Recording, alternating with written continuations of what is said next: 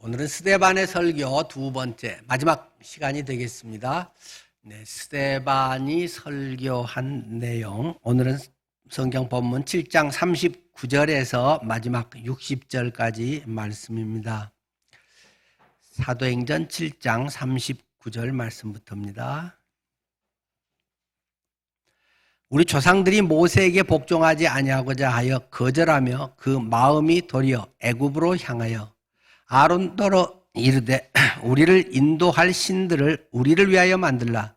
애굽 땅에서 우리를 인도하던 이 모세는 어떻게 되었는지 알지 못하노라 하고, 그때 그들이 송아지를 만들어 그 우상 앞에 제사하며 자기 손으로 만든 것을 기뻐하더니 하나님이 외면하사 그들을 그 하늘의 군대 섬기는 일에 버려두셨으니 이는 선지자의 책에 기록된 바 이스라엘의 집이여 너희가 광야에서 40년간 희생과 제물을 내게 드린 일이 있었느냐? 몰록의 장막과 신 네판의 별을 받들었으며 그들은 이것은 너희가 절하고자 하여 만든 형상이로다. 내가 너희를 바벨론 밖으로 옮기리라 함과 같으니라. 광야에서 우리 조상들에게 증거의 장막이 있었으니 이것은 모세에게 말씀하신 이가 명하사 그가 본 그 양식대로 만들게 하신 것이라. 우리 조상들이 그것을 받아 하나님이 그들 앞에서 쫓아내신 이방인의 땅을 점령할 때 여호수아와 함께 가지고 들어가서 다윗 때까지 이르니라. 다윗이 하나님 앞에서 은혜를 받아 야곱의 집을 위하여 하나님의 처소를 준비하게 하여 달라고 하더니 솔로몬이 그를 위하여 집을 지었느니라. 그러나 지극히 높으신 이는 손으로 지은 곳에서 계시지 아니하시나니 선지자가 말한 바 주께서 이르시되 하늘은 나의 보좌요 땅은 나의 발등상이니 너희가 나를 위하여 무슨 집을 짓겠으며 나의 안식할 처소가 어디냐? 이 모든 것이 다 내 손으로 지은 것이 아니냐 함과 같으니라. 목이 걷고 마음과 귀에 할례를 받지 못한 사람들아, 너희도 너희 조상과 같이 항상 성령을 거스리는도다. 너희 조상들이 선지자들 중에 누구를 박해하지 아니하였느냐? 의인이 오시리라 예고한 자들을 그들이 죽였고 이제 너희는 그 의인을 잡아준 자여 살인한 자가 되나니 너희는 천사가 전한 율법을 받고도 지키지 아니하였도다 하니라. 그들이 이 말을 듣고 마음이 찔려 그를 향하여 이를 갈거늘 스데반이 성령 충만하여 하늘을 우러러 주목하여 하나님의 영광과 및 예수께서 하나님 우편에 서신 것을 보고 말하되 보라 하늘이 열리고 인자가 하나님 우편에 서신 것을 보노라 한데, 그들이 큰 소리를 지르며 귀를 막고 일제히 그에게 달려들어 성 밖으로 내치고 돌로 칠세 증인들이 옷을 벗어 사울이라 하는 청년의 발 앞에 두니라. 그들이 돌로 스데반을 치니 스데반이 부르짖어 이르되 주 예수여 내 영혼을 받으시옵소서 하고 무릎을 꿇고 크게 불러 이르되 주여 이 죄를 그들에게 돌리지 마옵소서 하고 이 말을 하고 자니라. 아멘. 오늘은 종려주일입니다. 종려주일을 예수님께서 이 세상의 공생애를 마치시고 이제 마지막 한 주간 되는 그 기간에 일어났던 이 일, 그것을 기념하는 그런 주간이기도 합니다. 예수님께서 이제 마지막으로 예루살렘으로 올라가셨습니다. 그때 사람들은 예수님을 찬양을 합니다. 예수님을 아주 왕으로 환대하며 맞이합니다. 그들은 종려나무 가지를 흔들면서 예수님을 맞이하죠. 그들은 옷을 벗어서 깔면서까지 호산나 호산나 다윗의 왕으로 오시는 이여 우리를 구원해 주십시오 하면서 메시아로 그 주님을 칭송합니다. 그러나 그들이 가지고 있었던 메시아상, 그것은 로마 식민지에서의 해방이었습니다. 위대한 한 독립군이 나타나서, 위대한 한 지도자가 나타나서 로마 식민지 가운데 있는 우리 민족을 구원해 내리라고 그들은 생각하고 있었습니다. 그러나 마지막 막판 뒤집기에 뭐가 있을 줄 알았더니 없습니다. 그래서 그들은 오히려 실망을 합니다. 그래서 예수를 배신하게 되죠. 십자가에 못 박아 죽여버리세요. 예수님을 십자가에 못 박게 한 때가 월요일에 우리가 보통 예수님께서 그 나귀를 타시고 예루살렘 성에 들어가시고 호산나 칭송을 받으셨다면 금요일에 그렇게 예수님 십자가에서 죽으셨다고 봅니다. 4, 5일 사이에 사람들의 마음은 완전히 달라졌습니다. 아니, 달라졌다기보다는 그들의 밑에 깔려 있었던 것이 눈에 드러나게 어떤 사건을 통해서 확 밖으로 이제 까발려지는 사건이 되었던 것이죠. 그것을 기념하면서 하나님 저의 모습을 보게 주옵소서. 주님에 대한 그런 신앙, 주님을 사랑하고 주님이 나를 위해서 십자가에 죽으심으로 내 모든 죄를 다 용서하시고 주님 자녀 삼아주신 그것을 기억합니다 하면서 우리가 종교력에서 기억하는 것이 종려주일이라고 해서 새벽 기도도 하고 또 여러 가지 행사들을 하기도 합니다. 여러분은 그 종려주간, 종려주일, 고난주간을 맞이해서 어떤 마음 자세로 나왔습니까? 저는 오늘 스데반 설교 2라는 제목으로 지금 섰습니다. 종려주일에는 뭔가 좀 새로운 설교를 했으면 좋을 것 같은데, 근데 저는 절묘하다. 하나님께서 기가 막히게 딱 이 설교를 이 종려주일에 하게 하시는구나 하면서 저는 감탄을 하며 설교 준비와 오늘 설교를 하고 있습니다. 지난주 창립주일이 아니었으면 지난주에 이 설교를 했어야 되는데, 지난주 창립주일에 김용호 목사님께서 설교를 잘 해주시고 한 주가 건너뛰는 바람에 오늘 이 설교를 종려주일에 지금 하게 되었다는 것입니다. 자, 이 사도행전의 흐름을 잘 살펴보십시다. 예수님이 부활 승천하시고 성령의 충만함을 입습니다. 성령이 강림해서 교회가 생겨나게 되고 그 일로 인해서 놀라운 일들이 일어나게 되죠. 베드로가 성령 충만하여 설교를 하니까 그날에 3,000명이나 되는 제자들이 예수를 믿고 대부흥이 일어났다고 했습니다. 그런 일들로 인해서 성전 미문에 안전병이가 일어나는 기적이 일어나고 이러한 것들 속에서 교회라고 하는 것이 커지고 어떤 여러 가지 전에 보지 못했던 그러한 모습이 생겨나게 됩니다. 그러나 그런데도 늘 문제는 있는 거잖아요. 이곳은 천국이 아니고 이 세상에서는 다 죄인들을 모아놓은 것이기 때문에 구원받았다고 하지만은 다 죄성들이 얼마간 쓴뿌리나 이런 것이 다 남아있는 존재들이기 때문에 교회 안에도 여전히 문제는 있고, 그래서 정말 바나바 같이 훌륭한 믿음의 순수한 섬김을 가진 사람들이 분명히 있고, 그러나 또 한편은 사람들에게 말하기 좋아하고 나타내 보이고 칭찬받기 좋아하고 사람들의 인기를 얻는 교회 안에서의 또 명예를 얻으려고 하는 사람들이 있다는 것입니다. 그의 대표적인 사람이 아나니아 삽비라 부부가 그렇게 해서 돈 바치고 즉사했다 하는 이야기를, 굉장히 끔찍한 내용을 성경은 우리에게 5장에 기록하고 있습니다. 그런 걸 통해서 교회가 정결하게 됐다. 교회가 그냥 돈 많은 사람, 많이 바친 사람, 뭐 좀 잘 나간 사람, 이런 사람들 판이 되고 그런 사람들이 막 직분을 갖고 뭔가 잘 되는 게 아니라 하나님의 정신이 바로 선 그러한 정결한 교회, 아나니와 삽비라를 통해서 교회는 두려운 데구나, 교회는 정의로운 데구나, 교회는 하나님의 법이 통하는 데구나 하는 것을 깨닫게 되고 사람들이 근신하게 되며 하나님 앞에 바른 신앙으로 서게 돼서 그때 교회가 엄청 한 5,000명의 또 부흥의 역사가 일어났다는 것을 말하고 있습니다. 그러나 조직이 커지면 늘 문제는 생기고 행정력이 덜 미치고 한 사람 한 사람을 교회 개척할 때처럼 다 살필 수 없는 것이 교회가 부흥, 특히 사도행전같이 급성장한 교회에서는 그렇게 할 수 없다는 것이 뻔한 이야기라는 것입니다.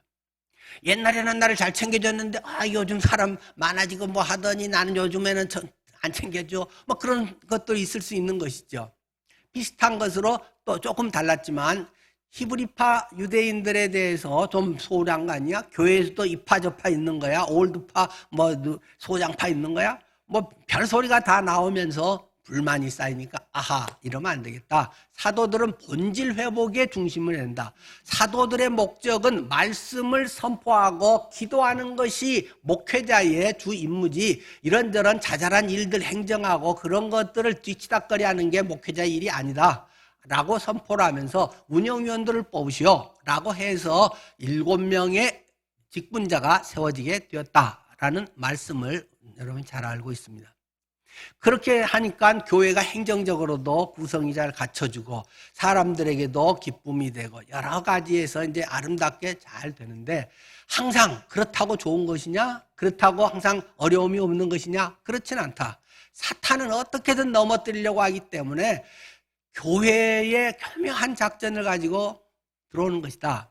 그런데 그 집사님 중에 스데반이라고 하는 집사가 특별히 아주 탁월했다는 것입니다. 목회자들 이상으로 설교를 잘했다는 것입니다. 성경 지식도 아주 많았던 분이죠. 뭐 사도에 비해서 뭐 별로 3년간 같이 먹고 자는 건 아니었지만 이 스데반의 신앙은 아주 탁월했습니다. 교회 안에서도 그런 직분자들이 있지 않습니까? 아주 평신도 중에서 성경 공부 책을 내기도 하고 평신도 중에서 성경 66권을 다 번역한 분도 있고 뭐 저한테 그런 책도 갖고 있습니다만은 히브리어 헬라어에 뭐 통달해서 혼자서 그 번역한 그런 거 보면 제가 감동을 받습니다. 신학교 목회자도 아니고 한데 공부는 엄청 많이 하고 초대 이스라엘 그 대사도 하신 분이기도 했고 근데 그 사람이 혼자만이 아니라 우리나라도 몇 사람이 됩니다. 66권 히브리 헬라를 전부 혼자서 다 번역해서 책 낸 분들이.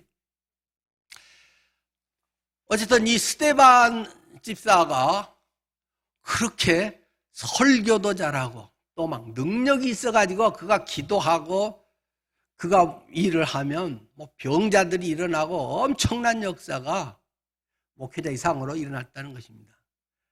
그러니까 사람들이 와 교회가 대단하다. 저런 일이 어떻게 있지? 막 그러면서 부흥이 일어나게 됐죠. 이것을 제일 꼴보기 싫어하는 사람이 누구겠습니까? 기득권자라고 하는 것입니다. 교회 창립 멤버, 자칫하면 오래된 사람, 그 신학교 졸업한 사람, 왕년에 한가닥 했던 사람, 기여를 많이 했던 사람 이런 사람들이 자칫 생각하면 굴러온 돌이 박힌 돌을 빼네. 이러면서 서운한 마음이 생긴다는 것입니다. 미리 좀 양해 말씀을 드립니다. 오늘 설교는 스데반의 설교 본문의 내용은 새신자를 위한 설교가 아닙니다. 오래된 사람, 신앙생활 오래 하고 잘한다고 생각하는 사람 또는 감각도 별로 없는 사람 모태신앙이든지 어려서부터 했던지 일찍 직분을 받았던지 성경 공부를 많이 했던지 그래서 교회에서 뭐 한 자리를 다 거쳐온 사람이든지 이런 사람들 들으라고 하는 설교가 스데반의 지금 설교라는 사실을 기억하면서 새신자들은 너무 거기에 대해서 뭐 위축될 필요는 없겠습니다. 그러나 오래된 사람들은 나를 위한 말씀인가? 하나님이 옛날에 선지자를 통해서 말씀하셨고 100년 때는 스데반을 말해서 말했는데 오늘은 김효연 목사를 통해서 나에게 지금 찌르고 있는 것인가 하는 것으로 받아들이라는 말입니다. 오늘은 팍팍 찌르는 설교입니다. 오늘 성경 본문에 스데반을 근데 저는 스데반만큼은 감히 못하겠어요. 그렇게 하면 돌에 맞아 죽을 것 같고 쫓겨날 것 같으니까 저는 그보다는 조금 더 못하지만은 그래도 비슷하게 신용은 내야 되지 않겠습니까? 자, 그렇게 해서 이 스데반이 이제 고발을 당해가지고 재판을 받게 된 거죠. 그 기소된 내용, 그 죄목은 무엇입니까? 두 가지라고 말씀을 드렸습니다. 그 죄로 지적당하고 있는 것이 성전을 모독했다. 그리고 율법을 거역했다라고 하는 것이 그 스데반을 고소한 내용이라고 앞에 6장에서 우리는 이야기를 했습니다.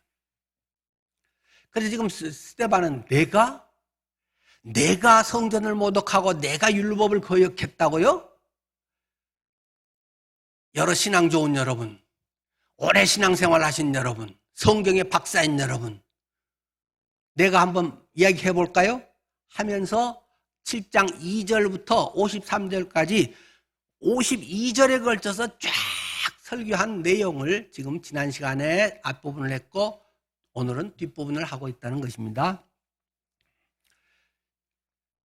그 이야기에서 이스라엘 역사를 쫙 간추려서 이야기합니다. 우리 민족이 어디서부터 시작됐죠? 아브라함에서 시작됐죠. 믿음의 조상 아브라함을 하나님이 불러서 이렇게 가나안 땅으로 들어오게 하셨다가 그 다음에 이제 요셉 얘기로 넘어가잖아요. 우리가 애굽에 내려가서 노예 생활할 때 요셉을 통해서 하나님께서 구원하셔서 그 다음에 하나님께서 또 우리를 인도하고 모세를 통해서 요셉을 통해서 거기 가나안에 정착해 살게 하고 400년간의 그 신음 속에서 하나님이 모세를 보내셔서 모세가 우리를 광야에서 이끌어내 가지고 가나안 땅에 들어와서 지금 우리가 가나안 정복을 하고 구약 시대를 지나고 신약 시대에 지금 사내들인 공회, 그런데 로마 식민지 하에 지금 우리가 이렇게 살고 있는 거 아니겠습니까? 하는 이야기를 스데반이 지금 하고 있는 것이죠.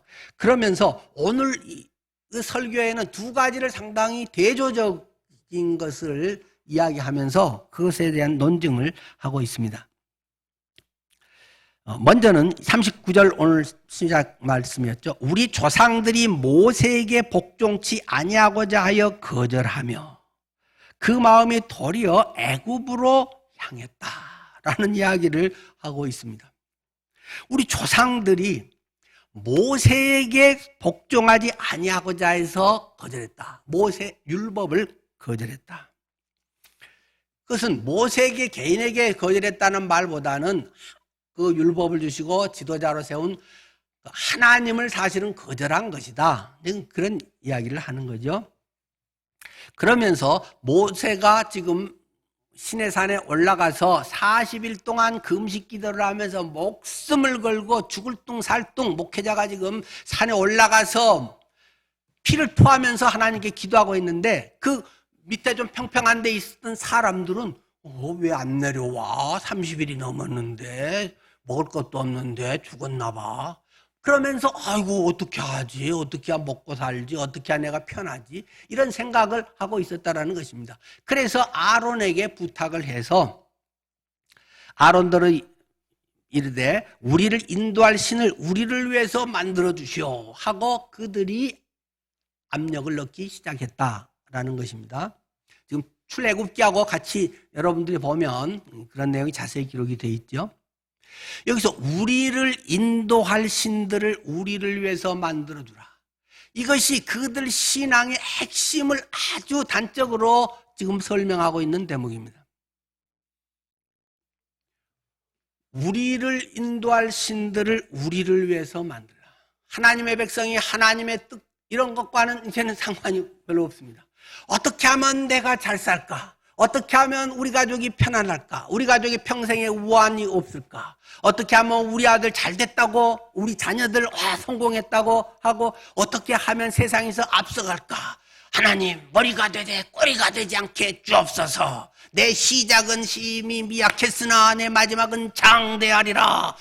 욥기에 있는 하나님 말씀도 아니고 욥의 친구가 한 그런 얘기를 갖다 붙여가면서 현판에 갖다가 걸어놓고 그렇게 하면서 우리를 인도할 우리의 신을 만들라. 그게 이 사람들 종교의 가장 바닥에 있는 핵심의 내용이라는 것입니다. 너희 이스라엘 백성들아, 너희가 하나님 백성이고 너희가 하나님을 섬긴다고 하지만 네 마음 깊은 곳에는 나를 인도하고 내가 어떻게 하면 잘 되고 나를 위한 그런 신, 그것을 내가 믿고 그 주님을 사랑하고 그 하나님이 나와 함께 하시기를 바라나이다. 그것이 니들의 신앙의 본 모습이다 라고 스데반은 지금 이야기를 하고 있는 것이죠. 애굽 땅에서 우리를 위하여 인도하던 모세는 어떻게 되었는지 알지 못하노라 하고 그때에 그들이 송아지를 만들어 그 우상 앞에 제사하며 자기 손으로 만든 것을 기뻐하더니 그렇게 해서 아론이 마지못해 탁 만들어낸 것이 금송아지라는 것입니다. 금으로 만든 송아지를 만들어서 이야기합니다. 이것이 너희를 애굽에서 구원해낸 신이다. 물론 금송아지 이름을 붙이지 않습니다. 거기에 여호와라고 하면 여호와가 너희를 인도해냈고 여호와는 이렇게 생긴 것이다 라고 여호와의 표상이 눈에 가시적으로 보이는 하나님이 어떤 분인가 추구하는 것이 잘 먹고 잘 사는 것이라는 말입니다. 금전 숭배 사상, 만몬이즘, 배금주의 사상, 금을 숭배하는 이 배금주의 만몬주의 사상과 함께 송아지 숭배 사상, 이집트 농경사회에서 제일 유익하고 힘이 센 황소 아피스 신을 섬기는 그들의 옛날 습성, 이 송아지 한 마리면 10살 한 목도 해내고 뭔가 능력자고 뭔가를 잘하고 인정받고 높은 자리 가고 힘세고 권력이 있고 이것을 사람들은 다 어떻게 하면 우리 자식이 그렇게 될까 하는 것이 그들의 교육관이고 성공관이고 예수 믿고도 그들의 마음속에 계속 품고 있는 것이 우리 자식이 이렇게 잘 됐어요. 하나님 잘 믿었더니 이렇게 됐어요. 그것을 간증이라고 그 자랑거리를 하고 교회 안에서 은근히 남의 기를 죽이고 있다는 말입니다. 물론 선하고 좋은 뜻으로 그렇게 한 분도 있지만 아마 내 자식이 떨어지면 우리 자식은 떨어졌어요. 그러나 이 속에 하나님의 놀라운 섭리가 있을 것을 확신합니다. 감사합니다. 합력의 선을 진 주님을. 그렇게 말한다는 게 쉽지 않죠. 인류대 수석 합격했어요. 그 이야기하기는 쉽지만 우리 애는 떨어졌어요. 입시 무렵 되면 끝나게 되면 어느 학교 시험 봤는지도 물어보는 것도 신뢰가 되고 합격의 여부를 본인이 말하지 않은 이상 물어보는 것은 엄청난 신뢰가 교회 안에 불문율이 되어 있습니다. 1차만 한번 떨어졌어도 그냥 기가 죽어갖고 푹 해서 그냥 사람들 만나기도 싫고 의욕도 없고 하나님 내가 주님을 위해서 그렇게 섬겼는데 그렇게 헌금을 했는데 내가 초창기부터 무엇을 했는데 하나님 남들은 학교 가는데 왜 우리 애는 이래요 하면서 그것이 낙심과 열등감 속에 그냥 세상 사람과 차이 없이 살아가는 경우가 허다하다는 것입니다. 지금 스데반은 그 이야기를 하고 있는 것입니다. 그래서 금, 송아지 이것을 마음속에 그리면서 이것이 구체화되기를 그것이 우리 가정에 나타나기를 그것이 예수 잘 믿는 나의 표라고 내놓고 싶어 하기를 너희들은 그것을 바라고 지금까지 신앙생활을 해온 것이다 라고 이 산헤드린 공회의 사람들에게 사두개인과 바리새인들에게 지금 그런 니들이 나를 심판해? 그 이야기를 하고 있는 것입니다. 여당인 사두개인, 주류 세력이었고 제사장 계열인 이 사두개인들과 중간층 계열 야당인 이 바리새인 이들 속에 니들 속이 똑같아. 뭐 이러네 저러네 하고 뭐 겉에 거 갖고 따지면서 이렇게 하지만 니들 속에 우상덩어리 그것을 섬겨가고 더 큰 금송아지를 만들려고 하고 더 금으로 번쩍번쩍하고 더 멋있는 그런 소가 되려고 하고 이중섭의 소 같은 것은 메말르고 그런 것은 소용없고 피둥피둥 살이 쪄갖고 그냥 한 1000km 나가가지고 우량소가 되고 1등했어 이런 것이 너희들의 신앙이야 라고 스데반이 지금 말하고 있다는 것입니다.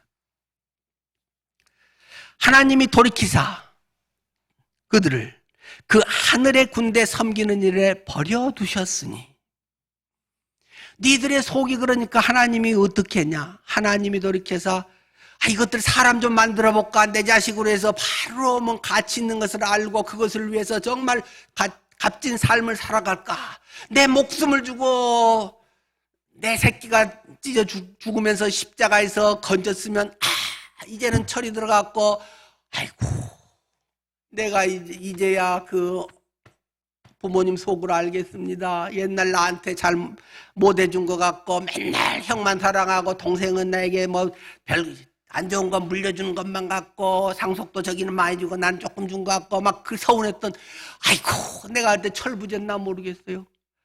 이렇게 될 줄 알았는데 똑같다는 것입니다. 하나님이 돌이키사 늘 그들의 하늘의 군대 섬기는 일에 내버려뒀다. 하늘의 군대 섬긴다는 건 무엇입니까? 우상 숭배입니다. 1월 성신 숭배입니다. 천체 숭배입니다. 요즘은 뭐 꼭 숭배는 아니지만 점성술, 하늘의 별이 해가지고 무슨 어려운 자리가 어떠고 뭐 무슨 자리에 어떠고 막 그러니까 기운이 어떠고 이런 시잘데기 없는 이런 말 같지도 않은 얘기를 무슨 그것이 뭐 지식이나 되고 아는 것처럼 그리스도인들도 뭐 오늘의 운세 뭐 이렇게 뭐 이런 사주 아이 장난이에요 재미로 봐요 이런 미친 소리를 하고 있다는 말입니다. 하늘의 군대 이런 것을 하늘 천체 숭배하는 이런 일에 내버려 두사. 로마서 1장에서 계속 반복되고 있는 중요한 단어가 내어버려 두사. 좀 사람이 될 만하면 매를 때려서라도 사람 좀 만들 텐데 이건 도저히 그냥 이게 될 것 같지가 않아요. 10년, 20년, 30년 신앙생활에도 맨날 고고다 오히려 더 못돼지고 오히려 더 고차가 되고 나이 들어갈수록 성숙이 아니라 더 좁아지고 이런 내어버려 두사. 지들 멋대로 하게 내버려뒀다. 포기해버렸다. 여기서도 하나님은 내어버려 두사. 이는 선지자의 책에 기록된 바 그러면서 아모스 5장에 있는 본문을 그대로 5장 25절에서 27절이죠. 인용하고 있죠. 이스라엘의 집이여 40년을 광야에서 너희가 희생과 제물을 내게 드린 일이 있었느냐. 몰록의 장막과 신 레파네벨을 받아들였으며 이것은 너희가 절하고자 하여 만든 형상이로다. 내가 너희를 바벨론 밖에 옮기리라. 선지자들의 이야기를 스데반이 지금 하고 있는 것입니다. 니들이 하나님 백성이라고 하나님을 너희가 모셨다고 네가 하나님 자녀라고 이스라엘의 집이여 40년을 광야에서 너희가 희생과 제물을 내게 드린 일이 있었느냐? 여러분이 이 질문을 받으면 어떠겠어요? 하나님 이게 뭔 말이에요 도대체? 40년간을 안 했다니요. 하나님께서 아까도 있는 것처럼 양식대로 모세에게 보여주어서 성막을 만들어서 성막에 날마다 제사장이 지성소에 뭐 또 진설병에 떡을 날마다 따끈따끈한 걸로 식은밥 찬밥 대우 안 하고 따뜻한 걸로 해서 계속 안 좋으면 갈아놓고 얼마나 정성껏 해서 시킨 대로 했는데요. 그게 신앙이냐? 교회에 안 빠졌는데요. 안 늦었는데요. 뭐 해서 했는데요. 그게 신앙이냐? 하나님은 지금 그 이야기를 하고 계신 것입니다. 네가 희생과 제물, 제사를, 예배를 내게 제대로 한 번이나 한 적이 있냐? 사실 좀 억울할 것 같아요. 한 적이 있잖아요. 또 일부는 정말 진심으로 잘한 사람도 있었겠지요. 그러나 하나님이 전체적으로 보면 니들의 종교성이라고 하는 것이, 니들의 신앙이라고 하는 것이 정말 나를 사랑하고 나만이 전부고 모든 걸 걷어가도 하나님 전부입니다. 이런다기보다는 네 뭔가 마음의 평안과 네 이익과 마음에 뭔가 불편한 껄쩍지근한 거를 제거하고 주일날 뭐 예배 안 하면 뭐 일이 있을 것 같고 뭐 요만큼 그래도 뭐 11조라든지 뭐 요만큼은 잘라서 좀 줘야 되는 거 아니겠어? 이런 식의 신앙이 그게 무슨 신앙이냐? 그게 예배냐? 설교 듣는 게 예배냐? 예배는 하나님께 나의 모든 걸 올려드리는 것인데 하나님께 내 마음의 심령을 준비해와서 찬양을 하고 앞에 찬양 인도하는 사람한테 맞아 야 딱 내 마음이네 내 마음이야 정말 그래요 하면서 내 심령이 하나님께 찬양으로 올려지고 하나님 정말 나 주님 사랑해요. 내가 표현할 수 있는 건 내가 가진 것 열심히 피땀 흘려서 정직하게 번 돈이잖아요. 하나님 이걸 통해서 주님의 역사가 이루어지게 해주세요. 옆에 어려운 사람 있으면 같이 아우 자매 무슨 일 있어 위로도 하고 하나님께 진심을 다해서 회개하며 기도하며 다른 사람하고 불편한 것이 있으면 예배 드리기 전에 먼저 제물로 놔두고 가서 그 사람하고 화해하고 온 다음에야 예배를 드려라. 그러나 하나님 안에서 회복되는 이러한 예배를 니들이 진정으로 얼마나 드렸단 말이냐. 지금 스데반을 통해서 이런 이야기를 하고 있는 것이죠. 너희가 몰록의 제물과 장막과 신 네파네벨을 받들은 것 아니냐. 몰록의 신, 몰록 신 몰렉이라고도 또 구약에 되기도 하고, 그 암몬 그 족속들이 섬겼던 신 아닙니까? 근데 이건 사람들이 정말 미쳤어요. 우상 숭배하면 사람이 미쳐요. 자기 자식을 불구덩이로 집어넣어서 지나가게 하고 자식을 제물로도 바친단 말입니다. 그래서 최고의 신 몰렉에게 그렇게 바친 일들이, 그 철없는 정신 빠진 이단 암몬이 그랬다고 하면 이해하지만 이스라엘 백성 니들도 그거 배워가지고 니들도 그런 짓거리 하지 않았느냐 하는 이야기입니다. 이건 인류 역사상에 많이 있는 일입니다. 우리나라에도 심청전 속에 담겨져 있지 않습니까? 중국과의 무역을 하는 남경 상인들이 어떻게 하면 풍랑이 안 일고 어떻게 하면 가서 돈을 많이 벌 수 있는가, 무사 안일하고 풍랑에도 나는 잘 살고 그래서 많이 남기고, 그러기 위해서는 근데 가끔 풍랑이 있어서 어려움이 있으니까 어떻게 하면 이걸 좀 해결할까, 그래가지고 그들이 기껏 생각한 것이, 야, 그래도 신에게 바치는 제물인데 거룩한 거, 깨끗한 거, 좋은 걸 드려야지. 그래서 처녀를 구해가지고 비싸게 사가지고 공양미 300석에 사가지고 인당수에 퐁당 던져버렸다. 그리고 우리는 이곳을 갈 때마다 평안하게 가게 해 주옵소서. 신봉사는 자식이 거기 빠져가지고 그 안에도 세상가 안 보이고 세상의 약자인데 피눈물을 흘리면서 맨날 심청아 심청아 부르고 돌아다니는데, 그 애비의 연약한 그런 것은 피눈물은 생각지도 않냐고. 와, 제사를 드렸더니 이쁜 처녀를 드렸더니 더욕 약발이 있네. 그래서 맨날 어떻게 하면 돈 많이 벌까? 그것이 사람들의 생각이라는 것입니다.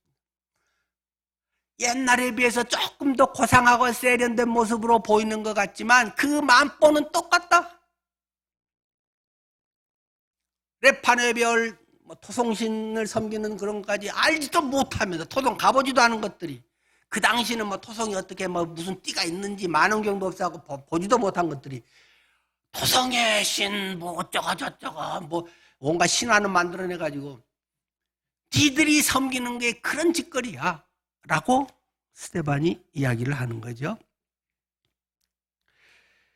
이것은 너희가 절하고자 하여 만든 형상이로다. 속에는 있는데 겉으로 드러나는 거 보면 그게 네 신앙이야.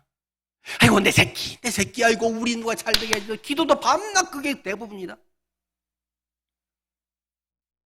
내가 어찌하여 주님의 뜻을 이루고 어찌하여 주님의 기쁨이 될 수 있습니까?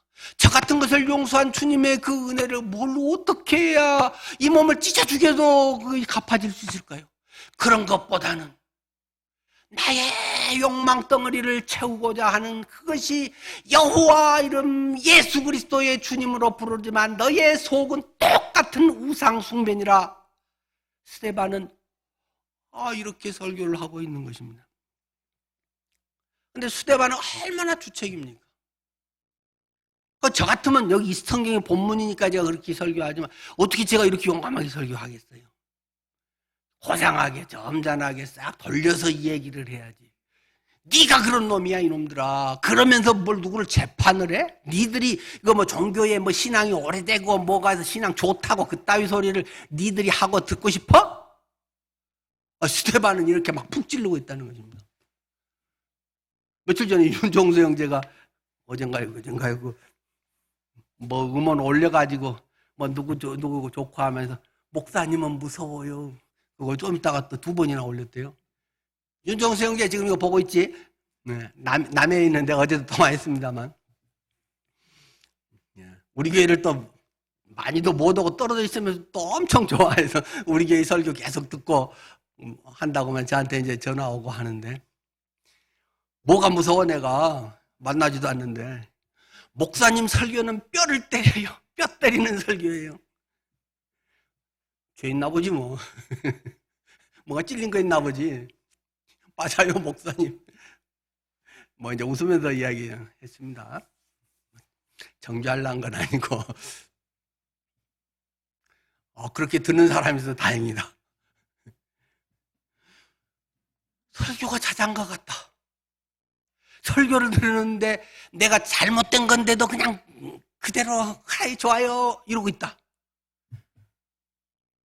그런 쓸데없는 설교. 하나하나 똑같은 설교. 그런 설교를 제가 하고 있으면 얼마나 하나님이 속이 터질까요? 내가 예배를 드렸다. 그럼 내 속에 어떤 영혼의 변화가 있을까요? 내 가치관이 확 뒤집어집니까? 피눈물이 쏟아지면서 주여 제가 죽일 놈입니다.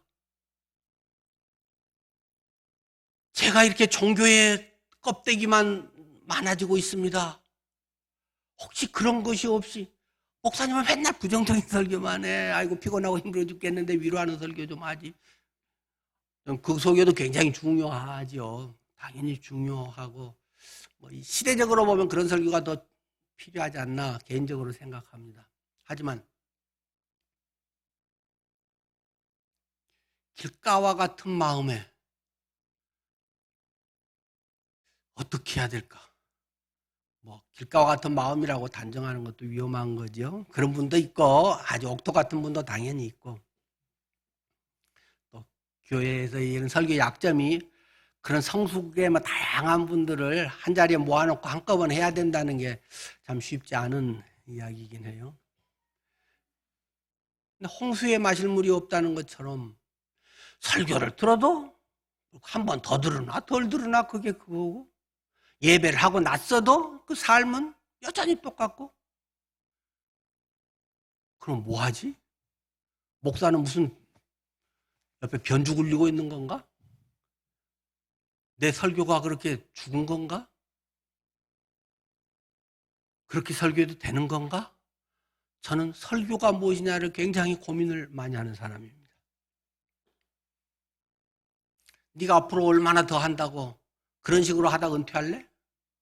주님은 제게 그렇게 묻는 것 같습니다.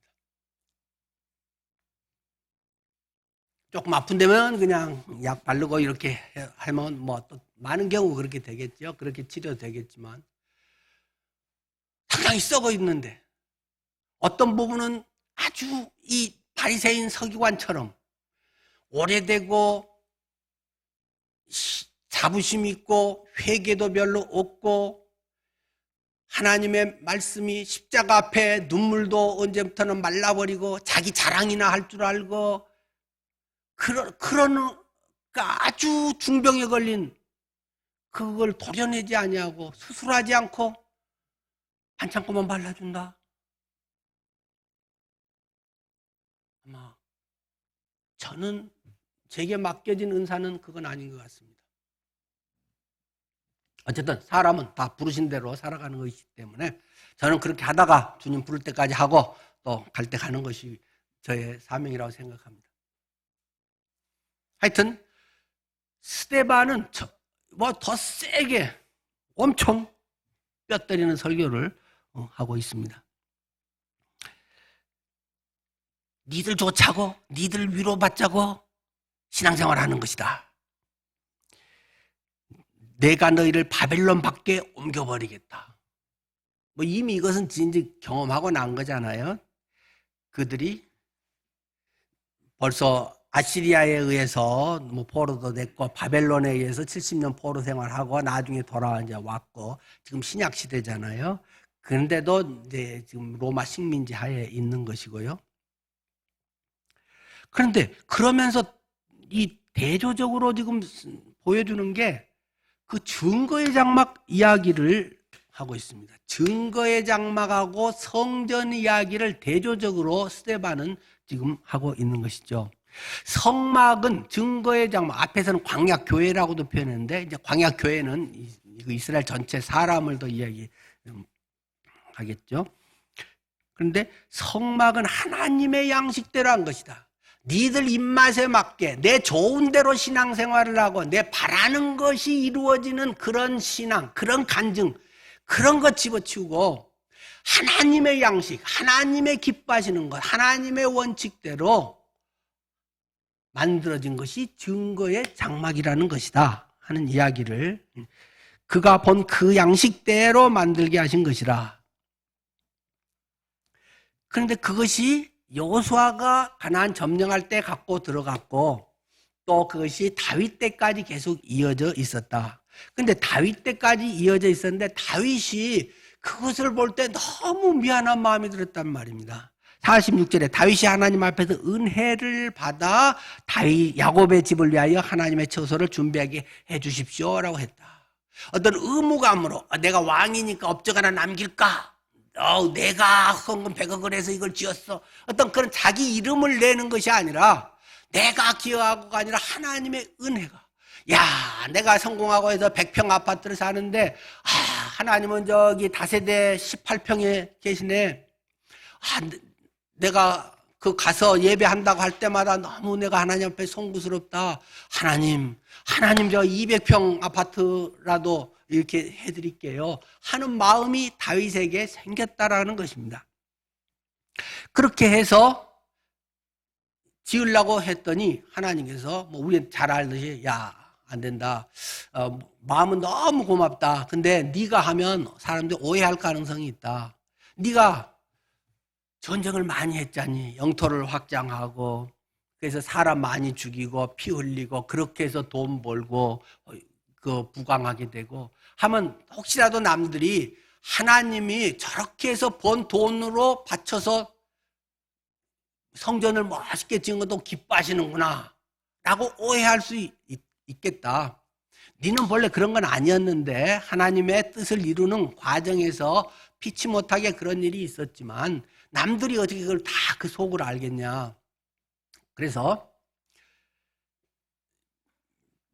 네가 짓지 말고 네 아들은 싸움을 별로 안 했잖아.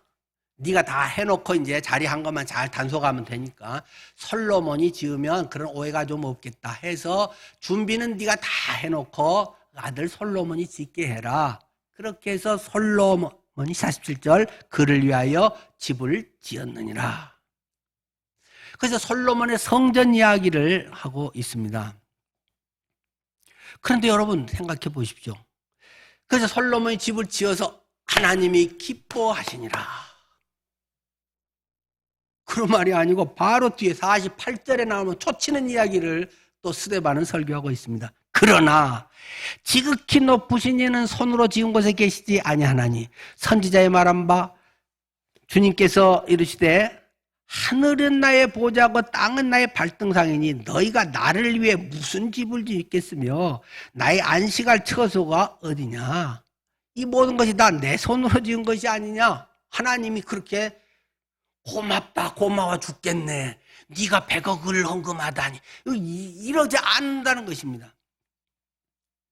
지극히 높으신 전능자 하나님께서는 야 200평 해준다고 좀 전망도 좋고 쾌적하고 괜찮긴 하겠구만. 근데 내가 누군지 알지?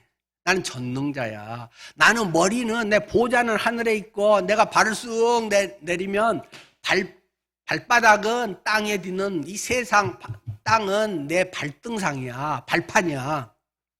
그러니까 하늘에서 땅까지 이렇게 나는 큰 존재 전능자인데 니들이 100평짜리 뭐 높이 10m 20m 이런 걸 해갖고 이 속에 계세요 하나님, 하나님은 여기 좋으시지요. 그런 생각 하들들 말어. 그 이야기를 지금 하고 있는 거죠. 너희가 나를 위해 뭔 집을 짓는다고 그래. 짓긴 지었고 상징적으로 성막이나 니들이 뭔가를 깨달아야 되는 것이 있기 때문에 그 있긴 있지만 나를 위해서 뭔 집을 짓고 내가 거기서 안식하면 아이고 이제는 살만하구나. 월세 전전하고 다녔는데 천막 맨날 이리저리 옮기고 나도 은근히 시달렸는데 200평 아파트에 있으니까 어우 이제는 좋고 편하네. 이게 말이 돼? 그런 이야기를 하시는 거죠. 나의 안식할 처소가 어디냐. 내가 그렇게 큰데 이게 나한테 뭐야 하면서 지적을 하는 거죠. 세상 모든 게 다 내 거야. 네 월급도 다 내 거야. 네 재산 다 내 거야. 네가 11조를 뭐 이렇게 조금 하고 뭐 해서 이번 달에 뭐 좀 열으니까 이렇게 해서 그냥 깎고 뭐 요거는 이렇게 해서 안 하고 잔머리 쓰지 마. 11조 안 해도 돼. 신약에서는 꼭 11조라기보다는 소득원금에 주님을 사랑한 만큼 네가 할 수 있는 대로, 그러나 뭐 사랑해도 돈 없으면 못하는 거 아니겠어요? 과부의 두 렙돈을 주님은 제일 많이 하셨다고 할 만큼 그게 그 여인의 전부였기 때문에 조금 해도 되고 말고가 아니라 그 자기의 전부의 전 사랑을 드린다는, 나는 네 속을 들여다보고 있기 때문에 그걸 내가 기뻐하는 거지. 네 잔말에 써가면서 하는 거 많이 했어요 어쩌고저쩌고 그딴 소리 하지 마. 지금 그런 이야기를 하고 있는 겁니다. 자, 성막신앙과 성전신앙은 굉장히 중요한 이런 차이가 있다는 것입니다. 앞에 증거의 장막, 광약교회라고 하는 이것은, 성막이라고 하는 것은 무엇입니까? 성막의 핵심은 하나님의 임재가 있는 곳이라는 말입니다. 하나님의 임재가, 하나님이 머물러 계시는 곳. 그 구름기둥과 불기둥으로 그 성막 위에 하나님이 머물러 있었다. 거기에 가장 안에 지성소 안에 그 법궤 위에 그것에서부터 피어나서 하나님이 계시다는 것을 보여주는 것이다. 하성막은 하나님의 임재가 있는 것이고 성전은 뭐냐? 그런데 이것이 같은 개념이면서 모양만 좀 바뀌어야 할 텐데 너희들은 그 개념조차도 바뀌어져 버렸다. 성전 신앙이 되면서 공간의 개념이 되어버렸다. 장소의 개념이 되어버렸다. 성전이라고 하는 것이 장소, 공간의 개념으로 바뀌어버렸다는 것입니다. 이것은 엄청난 타락이요, 엄청난 종교의 변질입니다. 여러분의 신앙은 성막 신앙입니까? 성전 신앙입니까? 그래서 우리 교회에서는 늘 푸른 성전 이런 용어 쓰지 않습니다. 뭐 썼다고 해서 그건 뭐 꼭 혼내고 말 건 없겠지만 뭐 나쁜 의미로 쓴 거 아닌데, 정확하게는 늘 푸른 교회당, 늘 푸른 예배당이지 늘 푸른 성전은 아닙니다. 물론 좋은 의미에서 또 임재에게 하신다고 생각하면 뭐 꼭 안 쓸 건 아니지만 헷갈리게 하기 쉽다는 것입니다. 한 200억 들여서 멋있게 교회당 건축을 했습니다. 성전 봉헌식, 성전이라고 하면서 그 안에서 그것이 굉장한 기쁨이 됩니다. 그건 굉장히 기쁨이죠. 할 수 있는 것은 진심으로 자원해서 모두가 정말 기쁨으로 했다면 얼마나 큰 헌신이겠습니까? 그러나 자칫하면 그것이 우리의 자랑이 될 가능성이 있다. 장소와 공간의 개념이 변질될 때. 그러니까 여기 와서는 거룩한 척하고 집사님, 장로님 뭐 이렇게 하면서 탁 하는데, 예배할 때는 거룩하게 하고 뭐 이렇게 하는데 딱 끝나고 3층에 올라가서 밥 먹으면서부터는 또 꼴보기 싫은 집사 저기 있네, 뭐 저쪽 자기들끼리 먹고. 우리 교회가 그렇다는 건 아니지만 그럴 수 있다는 거죠. 거기서는 남의 뒷담화하고, 거기서는 어떤 뭐 돈 이렇게 되는 거 막 이렇게 하고, 정치 얘기해가면서 어떤 그런 자기 편 아니면 막 이렇게 해서 편 갈라지고. 뭔 짓들 하는 것이냐 이게? 그런 게 교회냐? 스데반이 말하는 게 그런 겁니다 지금. 장소의 공간의 개념. 그래서 여기서는 거룩하고, 근데 집에 가서는 교회 본당에서 예배할 때 거룩한 모습 같은 것이 하나도 없고, 부부간에 막 싸우고, 그래가지고는 화해도 빨리 안 하고, 서로 신혼부부도 막 기싸움 하려고 하고. 그런 게 가정이냐? 크리스찬 가정이냐? 그런 질문을 동시에 하고 있는 것입니다. 성막의 개념, 하나님의 임재한 곳이 성전이다. 너희 몸이 하나님이 거하시는 거룩한 성전인 것을 알지 못하느냐? 네 몸이 내 안에 성령이 임재해서 모셨기 때문에 내 몸이 성전인데, 그 몸뚱이가 교회 본당에 있든지 집에 있든지 직장에 있든지 운전하고 갈 때든지 성령이 들어갔다 나갔다냐? 그 이야기를 하는 겁니다. 저는 크리스찬 가정은 천국 같아야 된다고 생각합니다. 이 세상에서 가정에서만큼 천국을 누릴 수 있는 데가 어디 있겠습니까? 내 모든 것을 다 바쳐서 내가 월급 타서 홀랑 다 가족을 위해서 쓰고 내가 열심히 요리를 하고 해서 식구들을 먹이고 기도하면서 자식들을 키우고 이것만큼 내가 돈 들이고 시간 들이고 내 모든 것을 쏟아부은 데가 어디 있습니까? 그런데 그 가정이 천국이 안 된다? 신앙을 점검해 봐야 됩니다. 인간의 약하고 못된 성깔이 아직도 얼마간씩은 남아있기 때문에 순간 욱하기도 하고 고집 부릴 때도 있지만 하루는 남기지 말자. 어떻게 해지도록 계속 그러면 되겠네요. 우리 교회에서도 보니까 몇 년을 말하라고 산 부부가 있더라고요. 말은 해도 뭐 밥 줘 뭐 이런 건 하지만 부부의 친밀한 그런 것이 없이 뭐 본인이 저한테 와도 고백을 하니까 뭐 제가 그렇구나 하지 뭐 어떻게 제가 알겠어요? 교회에서는 앞에서 막 인도도 하고 교회에서는 거룩하게 막 해서 뭐님 해가면서 하는데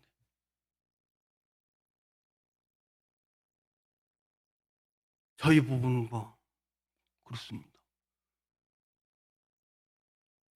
와, 내가 목회 헛했나?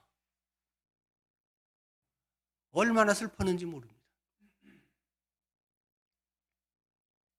그리스도인이 자기 성깔대로 살면 되나요? 거듭나지 않았나요? 그런데 누구든지 그리스도 안에 서면 새로운 피조물이라 이전 것은 지나갔으니 보라 새 것이 되었다는 말은 구원받을 때 얘기인가요? 부딪히고 마음에 안 맞고 할 때 여보 너무 미안해 내가 또 옛날에 그 못된 성깔이 또 나왔네 옛날에 그거 나왔네 순간 나도 모르게 이게 튀어나와서 했는데 여보 미안해 나를 위해서 기도 좀 해줘요 내가 이렇게 10년 20년이 됐는데도 왜 이런지 몰라 주님 앞에도 부끄럽지만 당신한테 너무 미안하고 부끄럽네요 여보 나 좀 용서해줘요 그래야 되는 게 부부 아닌가요? 그게 이상이고 뭐 신앙 상담인가요? 그리스도인의 가정은 누구나 다 그렇게 사는 거 아닙니까? 부부간에 용서 못할 죄가 있나요? 나의 자존심 긁어놓은 게 그렇게 몇 년씩 가야 될 일이 있을까요? 종려주일 고난주간에 그런 문제가 싹 해결되기를 바랍니다.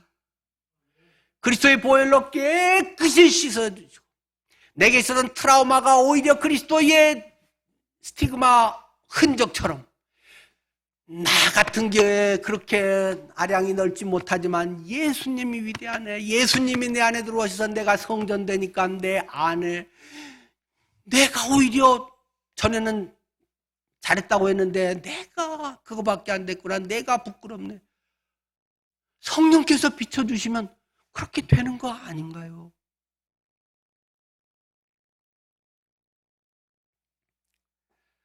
성전의 신앙입니까? 여러분은 성막의 신앙입니까? 하나님의 임재가 내가 가는 어디든지 함께 하셔서 요셉이 있는 그 자리가 하나님의 임재 자리고 복되게 하는 데입니까? 나의 어떤 영역 안에서 내 것 챙기고 나의 뭐든 복되고 나는 잘 살고 남보다 더 좋아지고 남보다 덜 섬기고 덜 희생하는데도 우리 집은 더 잘 돼서 와 하나님은 나를 더 축복해 주시네 이런 싸구리 신앙 이런 우상숭배적인 기복신앙 스데반은 지금 그것을 질타하고 있는 것입니다.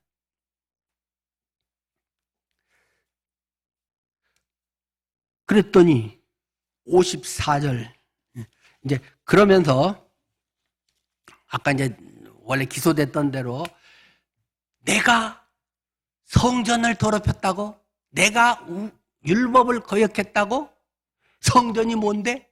하면서 니들의 장소 중심의 신앙 교회 와서 뭘 이렇게 뭘 제대로 안 하고 뭐 조금 뭐가 어쩌고 저쩌고 그걸 따지고 있는 그 신앙이 중요해 성막의 임재가 중요해. 내가 율법을 안 지켰다고? 내가 왜 모세 이야기를 그렇게 하는데, 모세가 율법을 받은 사람이고 모세가 준 것을 실제로 니들은, 모세는 율법 받으면서 목숨 걸고 하고 있는데 니들은 뒤에 편하게 앉아갖고 나를 위해서 왜 신방 안 하죠? 내게 뭐 이렇게 하는데 나는 왜 안 챙겨줘? 왜 이런 소리만 하고 있는 것이다.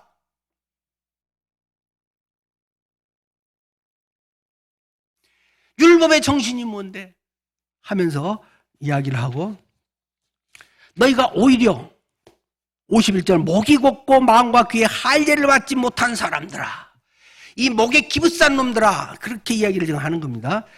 마음과 귀에 할례를 받지 못한 이것들 하고, 이 대단한 국회의원들, 이 제사장 출신의 사두개인 바리새인들 놓고 지금 이렇게 이 일개 집사가, 그 사람들 들으면 웃기지도 않은 거죠. 할례를 받지 못하고 뭔 말 해도 들리지도 않아. 맨날 저 소리. 아이고 맨날 부정적인 얘기만 해. 아이고 스트레스 받아. 아이고 나는 편하려고 교회 갔는데. 그런 소리만 하고 있는 것이다. 할례 받지 못한 사람들아, 너희가 항상 성령을 거스려 너희 조상과 같이 너희도 하고 있다. 성령을 거스려. 여러분은 성령을 따라 행합니까? 올해 성령을 따라 행하는 해. 성령님의 음성이 들리기는 합니까? 나를 향한 하나님의 뜻이 무엇인지 알아먹기는 합니까? 뭘 알아들어야, 주님의 나를 향한 뜻을 알아야 행하든 말든 또 할 텐데. 다음 주 부활주일에는 그것에 관한 이야기를 더 하겠습니다만, 그냥 성경에 말고 좋은 말이지 하고 여러 번 읽어도 잘 알아도 맨날 고개 고거고 행하지도 않고 해지도록 분을 품지 말라 그래도 계속 이틀, 3일, 일주일, 한 달씩 가기도 하고. 그래서 그렇게 믿어갖고 뭐 하려고? 이제 스테반식 지금 질문이죠. 너희 하는 거 맨날 성령 거슬리는 일이야. 주님 위해서 해요. 주님은 또 그런 소리 하지 말어. 네 속은 네가 알지. 지금 스데반이 그렇게 말하는 겁니다. 그리고 너희 조상들은 선지자 중에 누구를 핍박하지 아니하였느냐? 선지자는 뭔가 지적하는 거지요. 문제에 수수칼을 대는 사람이란 말입니다. 당신 그러면 잘못이에요. 이야기하는 거. 지는 잘하나? 지도 못하는 게 자존심 상해. 이러는 거죠. 선지자들 중에 누구를 핍박하지 아니하였느냐?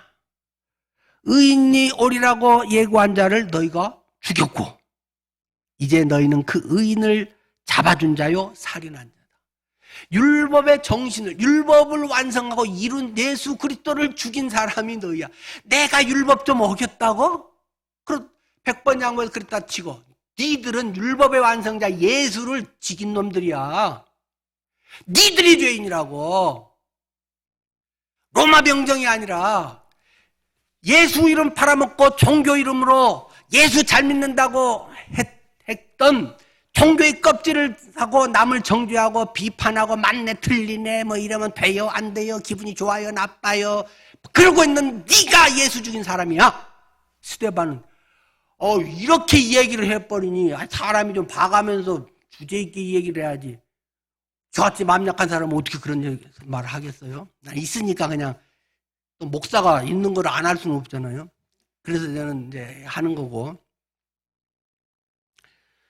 그래서 53절 너희가 천사에 전한 율법을 받고도 지키지 아니하였도다. 안 지킨 놈들은 니들이다. 자, 여기에 또 한 가지 대조가 또 등장하고 있습니다. 54절 그 말을 듣고 그들이 마음에 찔려. 사도행전에 종종 나오죠. 사도행전 2장에 보면 마음에 찔려. 베드로가 설교할 때 그 각지에서 왔던 흩어진 유대인들이 그 설교를 듣고 그들이 마음에 찔려. 그랬는데 오늘 여기하고는 반응이 정반대입니다. 그들은 마음에 찔려 우리가 어찌할꼬. 그런 거예요? 나 몰랐네. 그럼 어째야 돼요? 하고 새신자들은 기존에 믿었다가 이제 처음 듣는 사람들은 그렇게 반응을 보였는데, 이 아는 사람, 성경 몇 장 몇 절이 있어. 예수 온다는 건 미가서 5장 2절이지. 이 박사들인데, 이들은 마음에 찔려 그를 향하여 이를 갈거늘. 이런 놈이 다 있어. 어디다 대고 감히 저 따위 설교를 하는 거야. 내가 니한테 설교해야지 네가 나한테 설교를 해? 이러면서 이를 빠득빠득 갈았다. 여러분은 하나님의 말씀 앞에 어떤 반응을 보이십니까? 자기는 잘하나 혹시 그러진 않을까요?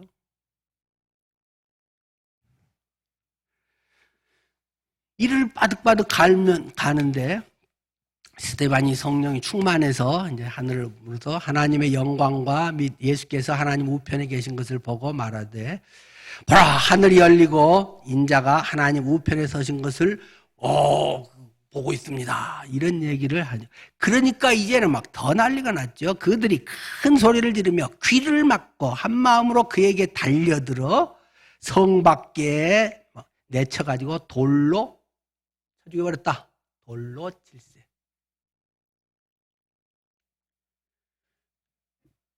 찔리는 얘기. 물론 아닌데 억지로 그러면 안 되겠죠. 또 특히 지금 설교하지 모두가 그러겠어요? 정말 잘하고 있는 분들 분명히 계시고, 그러나 뺀질뺀질한 사람도 있단 말입니다. 그러면서 가만히나 있으면 좋은데 주님은 다 사랑한 것처럼 이야기하고 한 대 보면 쏙 빠지고, 분명히 교회 안에는 그런 사람들이 당연히 있죠. 근데 성숙되어 가면 보람이겠지만은, 그러다가 또 남 위에 계속 무슨 믿음 좋은 척하고 그런 자랑하다가 그냥 그게 죽는 사람이 또 대부분이에요.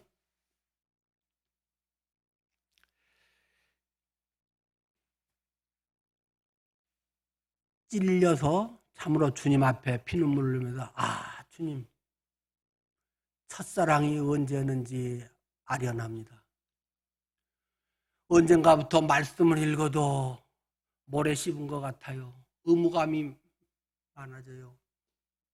말씀을 읽어도 전에는 막 시편 읽으면 눈물을 줄줄 흘리면서 읽었는데, 언젠가부터는 요거저거 따지기 시작하고 읽어도 장수 채우는데 급급해져요. 하나님, 저를 불쌍히 여겨주세요. 이 메마른 심령에 성령의 단비를 부어주세요. 하나님, 은혜가 아니면 할 수가 없습니다. 주님의 은혜를 부어주세요. 내버려 두지 마시고 하나님이 손찌검이라도 해서 정신 차리게라도 해주세요. 내가 못 차리면 내 자식들 통해서라도 깨닫게 해주세요. 나의 우상덩어리가 된 자식들, 자식이 가면 뭐하고 그 자랑거리가 되고 자식 챙기는 것이 내 부모의 무슨 첫째 일이나 되는 것처럼, 하나님은 저 멀리 가버리고 옛날에 주님으로 만족했던 그러한 삶이, 우리가 살아도 주를 위하여 살고 죽어도 주를 위하여 죽나니 그러므로 사나 죽으나 우리가 주의 것이로다. 살아도 주를 위해 사는 것은 쉬운 거고, 죽어도 주를 위해 죽는 거나 저런 말은 좀 없으면 좋겠는데, 주를 위하여 여러분은 죽겠습니까? 죽을 수 있습니까?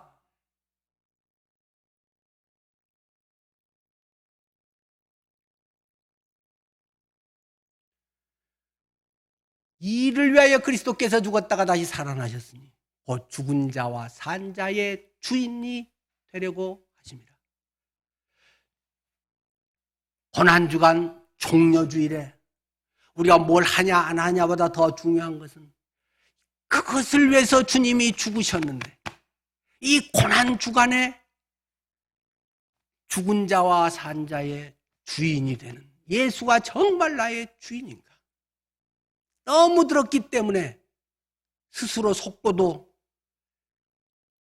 그런 것처럼 딱딱해져 버린 길가의 마음. 주님의 은혜를 부탁합니다.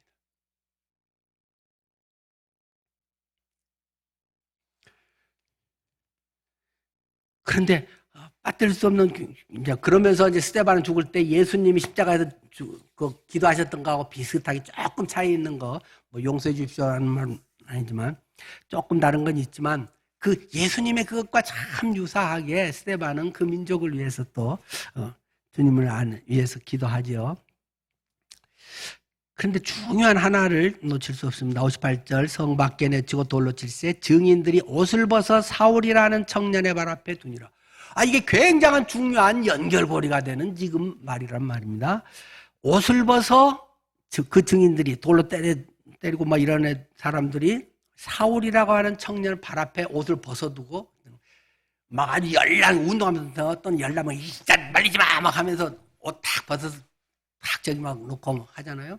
그렇게 열내서 막 이렇게 했는데 그 옷을 맡은 사람이 사울이었다라는 것을 살짝 복선처럼 던지고 지나가고 있습니다. 앞에 돌 던진 사람이 누구였다. 뭐 여기서 뭐 모함에서 한 사람이 누구였다. 앞에 이름 나오려면 그 쟁쟁한 사람이 더 많은데 왜 사울은 가만히 있고 옷만 그에게 맡겼는데 왜 사울 이름을 들먹이는 것입니까? 좋지도 않은 죄진 현장에서.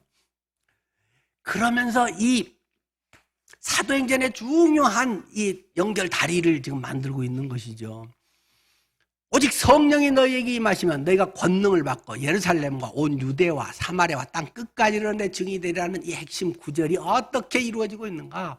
앞에서는 예루살렘과 온 유대와에서의 베드로를 중심으로 한 사역을 통해 그곳에 복음화 역사가 일어나고 그 다음에는 이제 사마리아와 땅 끝까지 어떻게 전해지는가 하면서 유대인을 위한 사도 전체를 위한 것도 있지만 거기서 이방인의 사도로에 넘어가면서 사울이라고 하는 사람이 거기 있었는데 별로 안 좋은 현장에 같이 CCTV에 딱 찍혔다라는 말을 하고 있는 것입니다. 그가 어떻게 돼갖고 그렇게 됐는가 해서 두 유대한 사도, 유대인의 사도, 이방인의 사도가 어떻게 예루살렘과 온 유대와 사마리아 땅 끝까지 복음의 증인으로서 오늘날 이 복음이 이렇게 편만하게 됐는가를 말하고 싶은 것이 의도입니다. 스데반의 죽음은 그냥 눈치 없이 직설적으로 설교해갖고 성깔 들여갖고 돌에 맞아 죽었다가 아니라 그걸 통해 하나님의 놀라운 섭리를 이루었다는 것입니다. 스데반의 죽음으로 말미암아서 사울이라고 하는 청년의 엄청난 경각, 처음에는 반발로 팍 튀어오르는데 나중에 하고 꼬꾸라지면서 제대로 이제 보게 돼서 역사가 일어난 것을 말해주고 있는 것이죠. 자, 하여튼 그 자세한 것은 다음 주에 저희가 나누기로 하고요. 우리의 어떤 일에서는 고난이라고 해도 실패라고 해도 별로 후에 죄진 거 아니면 그리 걱정할 건 없습니다.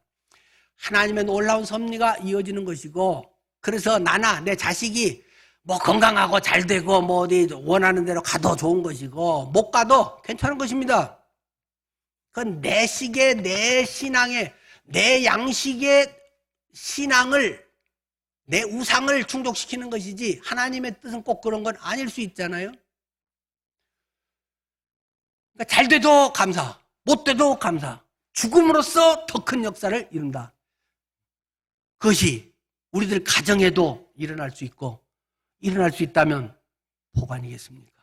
기도하겠습니다.